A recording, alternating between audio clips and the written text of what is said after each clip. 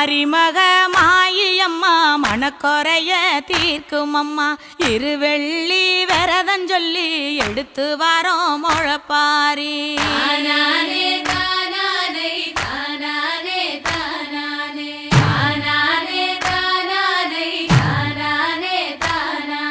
காத்து மட்டும் வந்து போகும் கட்ட பொம்மை கோட்டை போல வெயில் பட ஓல பின்னி விதைச்சு வச்சோம் முழப்பாரி